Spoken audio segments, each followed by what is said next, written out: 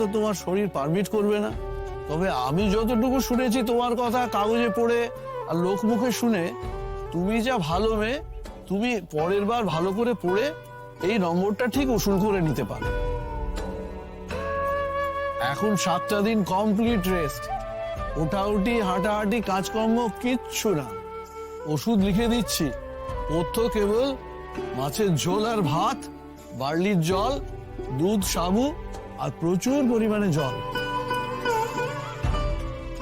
আমি সারাদিন সোমবারের মধ্যে আমি পরীক্ষাটা দিতে চাই।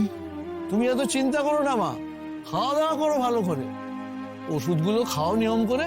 তোমাকে তো কেউ বেঁধে রাখছে না, পরীক্ষা দিতে পারলে যাবে। তবে আমি যা দেখছি, তুমি 7 দিনের আগে কিছুতেই বিছানা ছেড়ে উঠতে পারবে না, সুস্থ হবে না। কপালে যে কালশিটেটা, এটা ব্যথা কমার কোন ওষুধ দিয়েছিলেন?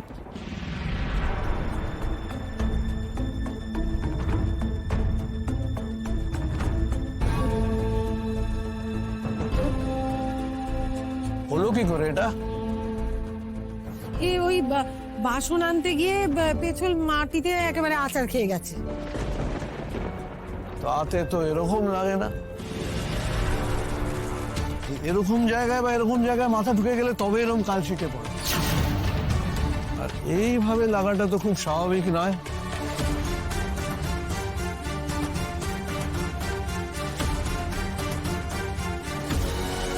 ওষুধগুলো ঠিকঠাক খাওয়াবেন।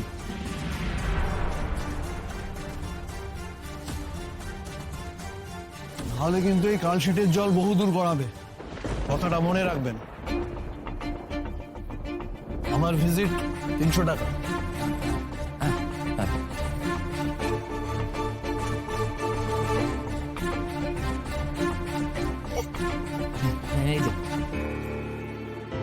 কাল সন্ধ্যাবেলা আমার চেম্বারে এসো। হ্যাঁ, আগে ডাক্তারবাবু, ঠিক। দেখো আমি ভালো হয়ে গেছি, আমার জ্বর সেরে গেছে। দেখো আমি এই যে উঠে বসলাম। বসেই হাঁপড়ের মতন তো হাঁপাচ্ছ, গায়ে তো একটু বল নেই, দেখেই তো বোঝা যাচ্ছে। এই তোমার মতলবটা কি বলো তো? ঠিক করে নড়তে চড়তেও পারছো না, এদিকে ভালো হয়ে যাওয়ার গল্প শোনাচ্ছ। কাল সারা রাত দীপা এখানে তোমাকে পাহারা দিচ্ছিল, এখন সেই বেচারি একটু জেরোতে গেছে, আর সেই সুযোগ নিয়ে তুমি একা একা উঠে যাচ্ছ। যদি একটা কিছু হয়ে যায় আমরা বিপদে পড়বো না? আমি তোমাদের বিপদে ফেলবো না বৌদি, আমাকে ওটা ট্রেন ধরতে হবে। ওটা ট্রেনটা ধরতে পারলে 12টার মধ্যে কলেজে পৌঁছাতে পারবো। পরীক্ষা 12টায় শুরু হবে। মাথা খারাপ হয়ে গেছে নাকি? এই শরীরে তুমি উঠে দাঁড়াতে পারছো না, আর তুমি কলকাতায় যাবে পরীক্ষা দিতে নাকি?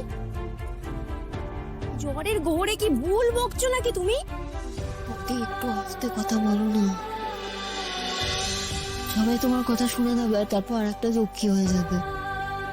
আমাকে উঠতে দাও না, আমি বাইরে হেঁটে গেলে সবার মনে হবে আমি ঠিক হয়ে গেছি, আমাকে যেতে দেবে। তা হয় না ছোট বউ, ডাক্তার কিন্তু পই পই করে বলে গেছে তোমাকে জেরোনো দরকার। না, আমার পরীক্ষা দিতে যেতেই হবে, আমি পারবো চলে যেতে, ঠিক পারবো। কেন জেদ করছো ছোট বউ? কাল তো ডাক্তার বাবু বললেন এবারে পরীক্ষার গতিটা তুমি পরের বার পুষিয়ে দিতে পারবে।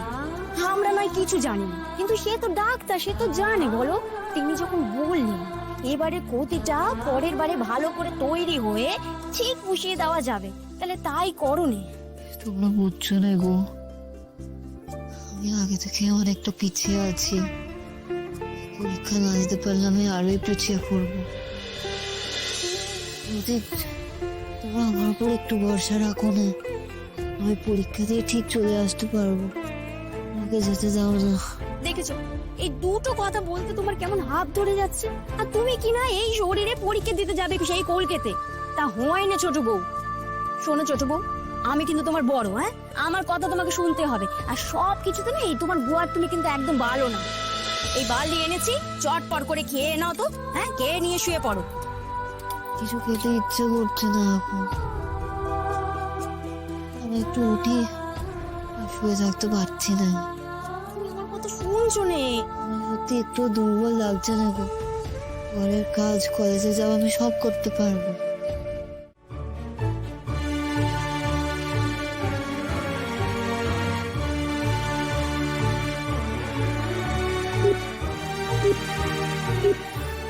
ওগো ফোনটা, তো ভাই তোমার একবার ফোনটা ধরো, বারবার কেন কেটে দিচ্ছ? বলেছে চিঠি দেওয়াটা যে আমার জন্য খুব জরুরি।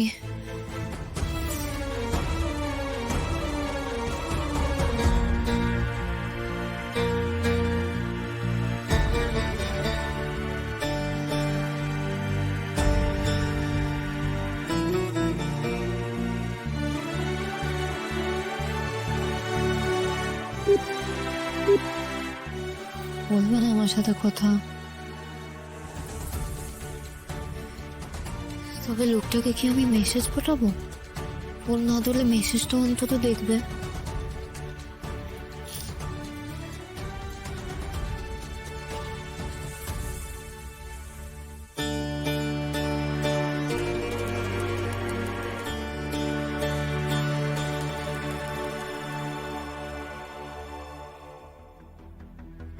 আশ্চর্য, আর মাত্র 15 মিনিট আছে পরীক্ষা শুরু হতে, রাজু এখনো এলো না কেন? ট্রেন মিস করেছে নাকি? এইভাবে তাড়াহুড়ো করে এসে পরীক্ষা দেওয়া যায়? মানে যত আজগুবি কাণ্ড কারখানা। নিশ্চয়ই সকালে ওকে দিয়ে ওই সুদেবের বাড়ির লোক কাজ করিয়ে তারপর ছেড়েছে, ট্রেনটা মিস করেছে তারপরে।